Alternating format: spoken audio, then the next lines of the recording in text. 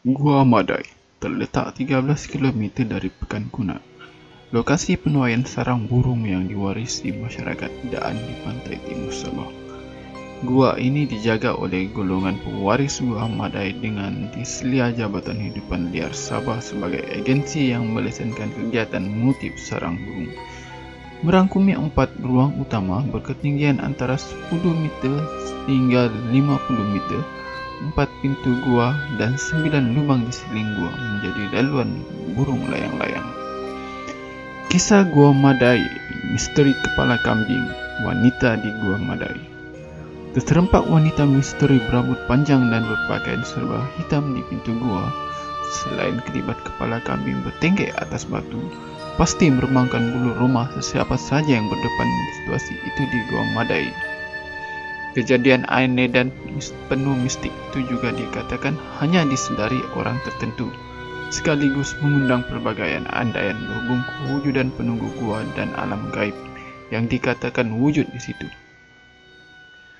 Pengalaman meremangkan bulu rumah itu didakwa pernah dilalui Muhammad Undi Hamka, 45 tahun, yang diberi tanggung jawab menjaga keselamatan Gua Madai dan persekitaran Gua Terbabit sejak beberapa tahun lalu. Muhammad Undi berkhidmat di gua itu sejak berusia 15 tahun lagi. Muhammad Undi yang sudah 30 tahun melaksanakan tugas itu turut mendakwa pernah ternampak kambing berlari dalam gua sebelum hilang sekelip mata tanpa meninggalkan apa-apa kesan atau jejak. Menyeramkan, aneh dan menimbulkan tanda tanya. Siapakah wanita terbabit dan dari mana datangnya kambing dalam gua itu? Memandangkan tidak seorang pun penduduk kawasan pinggiran gua memelihara ternakan berkenaan. Namun bagi Muhammad Undi, sesiapa yang melalui pengalaman itu dianggap bernasib baik kerana hanya segelintir individu berpeluang berdepan situasi berkenaan, apatah lagi di lokasi kecil yang dikelilingi hutan. Beliau berkata, kalau nasib kita bagus, mungkin nampak kepala kambing bertanduk bertekek di batu di dinding atau gua atau berlari dalam gua, tetapi jika dijejaki kita tak dapat melihat di mana ia pergi.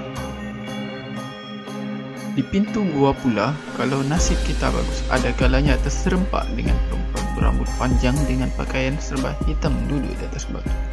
Namun selepas mengalih pandangan dan menoleh semula ke arahnya, ia sudah hilang.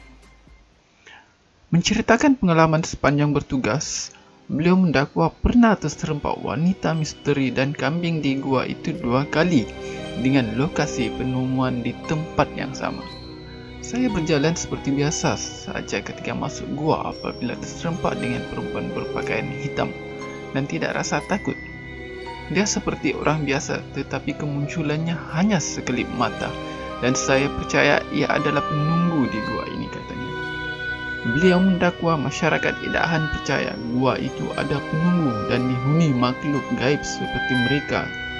Tidak takut atau seram kerana percaya ia adalah penjaga burung layang-layang yang datang bersarang di gua berkenaan. Di dalam gua, kewujudan 2 bongkar batu besar menyerupai kerusi dan meja turut menguatkan kepercayaan mengenai kehadiran makhluk gaib dengan andaian batuan berkenaan adalah perabot kediaman mereka. Gua berkenaan menjadi sumber rezeki masyarakat Idahan sejak berabad lamanya kerana perdagangan atau perniagaan sarang burung dipercayai dijalankan sejak beratus tahun lalu dengan rakan dagangan mereka dari China. Batu besar dalam Gua Madai yang kelihatan seperti kerusi didakwa ada kaitan dengan penunggu gua. Bukti kehadiran manusia di gua itu pada zaman lampau boleh dilihat menerusi beberapa keranda purba dipercayai ditanam dalam gua berkenaan 4 atau 5 abad lalu.